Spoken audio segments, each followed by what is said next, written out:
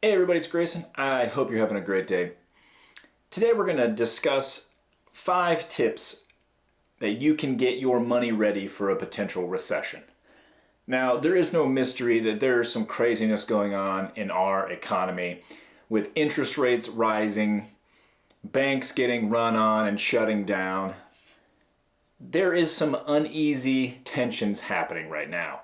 Now, while our jobs reports keep showing strong jobs growth, we have inflation that's wrecking regular food prices, and things are just rising faster than we're earning. It's not that great. Now, as someone who went through the Great Recession as a recent college grad, I can tell you that those were some lean years for us. Now, it was coupled with us trying to get out of $75,000 of consumer debt, which we caused ourselves. It wasn't some great times, but we got through it. And these 5 tips are the same things that I used during that time. Now, I don't hope that we're going to have another great recession. I think we might see some lean times. If I had a crystal ball, I would love to share the results with you, but I don't have one. I don't really know what's going to happen. It's just I'm seeing some things that I kind of saw during those times where it's making me a little uneasy. So I wanted to make sure that I'm getting my financial house in order, and I wanted to share the same tips with you. So these are 5 things that I would recommend you doing to get your financial house in order.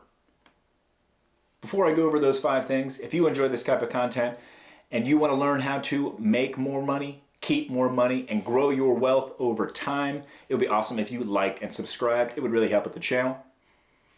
But let's get into it. I will preface that these 5 things, majority of them aren't going to end up sucking, to be honest. The thing about trying to get your financial house in order and make changes that will be better down the road, the short term is going to suck. And if you want to succeed, you're going to have to just embrace the suck. Trust me, I did it for years when I was trying to get out of debt and make financial changes in my lifestyle and mindset. So let's start with number 1. The first thing you should be doing, and everyone should be doing, is if you don't have a budget, you should have one. If you do have a budget, you should reanalyze that budget. Now, obviously, everyone tells you should have some type of budget. You could go very granular and know everything about every piece of information and where your money's going for everything, or you can have just an overall idea of how much money you have coming in and how much money you have coming out. You need to at least know that part. If you know that you have more money after all your money is gone, then you're in a good place. If you're spending more than you are bringing in, you're not in a good place. And that is something you have to change. So no matter how you want to do this, you need to get a budget and you need to reanalyze your budget. What are things that you can get rid of? What are not necessities? Remember, a lot of us use the word need to justify our wants, and it's not good. But whatever you do, you can use free budgeting apps like mint.com. I use a paid budgeting app called Simplify. I'm not sponsored by them. I think it's a great app. Doesn't matter. Use something. There are many great free ones out there. Just use something so you know what's happening with your money. It would be great if you've never had a budget to just start one, because you can then learn where your money is going and what things you might realize you can actually cut. Now again, cutting out stuff from your budget is finite. You can only go so far. So the next step, number 2, is make more money. Now you're probably like, Grayson, I would love to make more money. How do I do it? Now here's the thing. Most people aren't going to be able to make more money at their regular job. Outside of maybe having a job that allows you to have overtime and they pay extra for it, you can't make more money at your job unless you ask for a raise, and you can justify a raise. But raises are slim, few and far between when you're in a recession or leading up to one. With all the tech layoffs happening right now, you're probably not going to be getting many raise opportunities. So what do? You have to think about outside of your work. These can be side hustles. That's basically going to be the fastest way to earn more money. Now, when I was doing this, I had many side hustles. I had 8 or 9 different types of jobs, but I didn't have the great ability to use apps back then. I was coming up before the iPhone even happened. So apps and these cool services that are out there now didn't exist. I used old school Craigslist. I would help people move. I would clean people's yards. I would, help deliver items. Anything that I could to make a little bit extra money. Hundreds here, hundreds there. It all kind of added up. I would spend weekends doing it.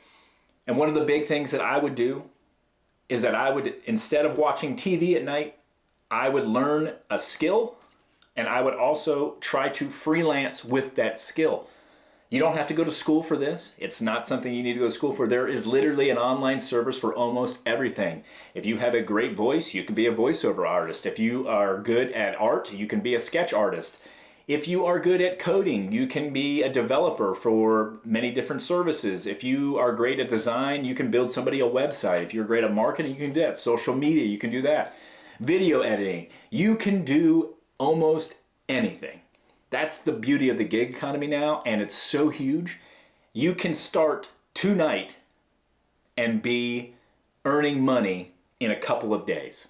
That's the beauty of it. Now, obviously, it's not going to be life-changing money unless you get really good at it or it, turns into a full-fledged business, but any little bit helps. So when I talk about make money, I'm talking about away from your job. Now, if you can get a raise at your job, take it. Of course, take it. Now, number 3, this is important. Get rid of your high interest debt. Now, high interest debt typically is going to be credit cards. If you have any personal loans, God forbid if you have payday loans, please pay those off. I know they're very difficult, but they still exist and people get them. But credit cards are probably the most common. We do have nearly $1 trillion in credit card debt in the United States. That is a lot. And typical interest rates are between 20 and 27% right now, so that is a lot of money. If you can pay off your credit card debt, that is a guaranteed ROI of whatever your interest rate is. If it's 25%, you have now made a guaranteed 25% on your money. So paying off high interest debt is important. Doesn't matter what time of it is, but if it's going into recession, you want to get rid of that debt because it is cutting 25% out of your earnings. That's a lot. Now, should you go all in on paying off debt? Should you put all of your money paying off debt? I'm going to say no. And number 4 is the reason why. Number 4 is also get some liquidity. What do I mean with that? What is liquidity? You want to be making sure that you're saving money in your savings account. This should be a high interest online savings account. These things are earning around 4% now, some over 4%. They're better than big banks that give you 0.1 to 0.2 or 0.3 now. I think 0.3 might be the average now. You are earning 11 to 15x that amount. That's easy money. Now, what do I talk about liquidity? This is money that you can easily access and get out without having any fees, without having to sell stocks or cash out a 401k. You don't want to have to do that, right? So liquidity is having money in savings that you could float yourself for a number of months, if possible, if there is a recession. Now, you can call it an emergency fund. I like to call it a life fund. Sometimes I like to refer to it as a SHF, which is the shit happens fund. Pardon my French, but it does. It happens. So you can call it whatever you want. Doesn't matter. But this is going to be what you need. Now, how much money should you have in there? Considering nearly 60% of Americans don't even have $1,000 in their savings account, aim for that first. But realize in a recession, $1,000 isn't going to take you very far. So the goal of any of these fund names, whatever you want to call them, should be 3 to 6 months. But in a recession, you want to be 6 to 9 or 9 to 12 months. Why do you want it out that far? It gives you options. When you have this much money sitting in a savings account and liquid, you can make decisions that will be better for you going forward. If you don't have much money, you don't have many options. That's the problem. So you want to be able to do this, but how do you invest in savings and how do you pay off debt at the same time? Now, that's the hard part, right? Something that I did when I was getting out of debt was I actually used what I like to call the allocation method. This was a percentage-based method that I used to get out of debt. Did it take me a little bit longer to get out of debt? Yes, but the benefits for my money mindset far outweighed the drawbacks of it. And it's basically this.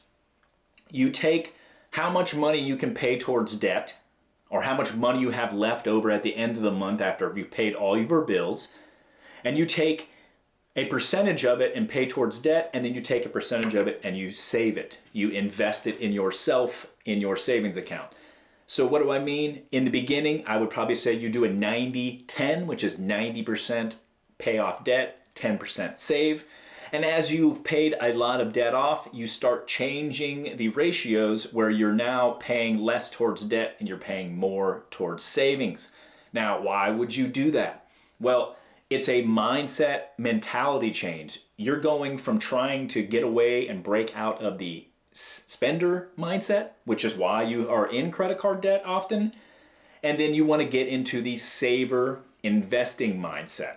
So in order to do that, you have to be able to see wins on both sides. You want to see your credit card debt shrinking, and you also want to see your savings account increasing. Now again, you're not going to be making life-changing money by filling your savings account, because even at 4%, you're not even keeping up with inflation, but it's liquid money. You can get it out literally today from your bank or tomorrow from your bank. You change this method, so maybe even if you're so close to paying off debt, you can be at a like 60-40, where you're 60% of that money, extra money is going into savings and 40% is going towards debt, or whatever ratio you feel comfortable with. That's the beauty of the allocation method. You can pick a percentage that works best for you. This is really just teaching you also to make sure you're paying yourself, which goes into your savings account, at the same time that you're dealing with your obligations, which is your debt and your other expenses. You have to do both. It's important to do both. Some people just tell you to get to a certain amount in savings and then go all in on debt. If that works for you, great. But if you don't have enough savings to get through a recession, not great, because you're going to end up being on credit again. And that's where you're going to keep being in the death spiral and you won't be able to get out. So that's why I came up with, and I don't even think I came up with it, I just used it. I came up with the allocation method because it worked for me. It made me change my mindset. And then by the time I actually paid off all of my debts, I was in a saver mindset, saver and invest. Now, you don't have to put all that money in savings. You can invest some of it, but realize that if a recession is happening, often the stock market's going to be hit hard. And the fifth one, this one is kind of what I briefly talked about in the beginning. Embrace the suck, because it's going to suck. If we're in a recession and people are losing their jobs and inflation's still beating us down and we're barely keeping our heads above water, it's going to suck.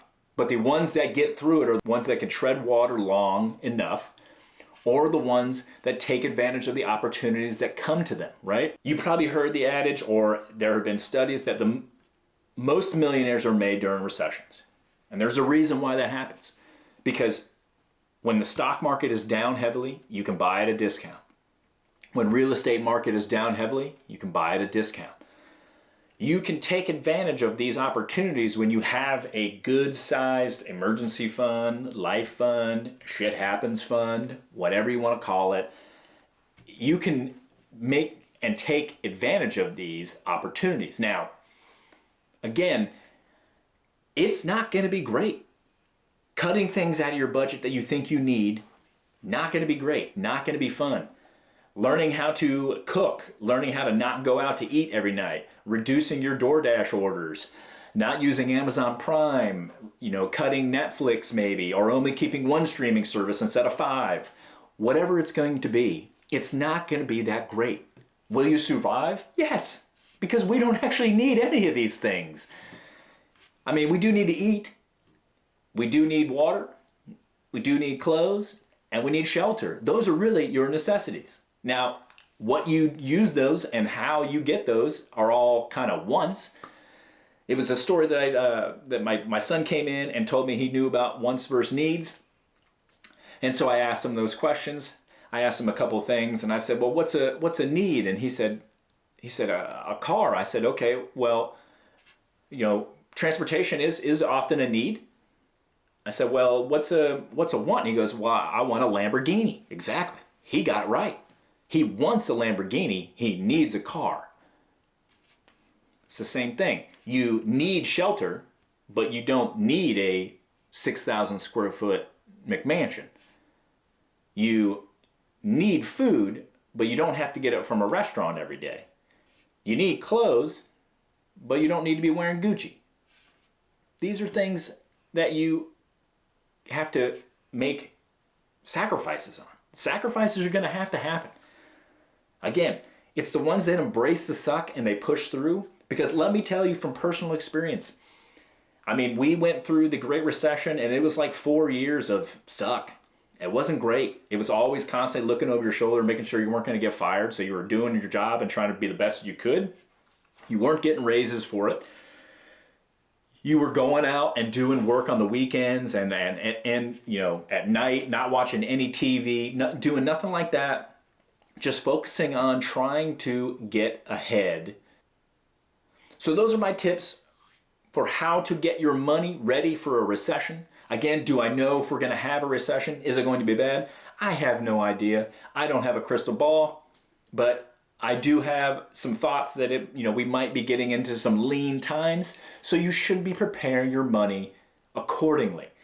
And if you do have money available, make sure you hold on to it, because this could be the time that could change your financial future forever.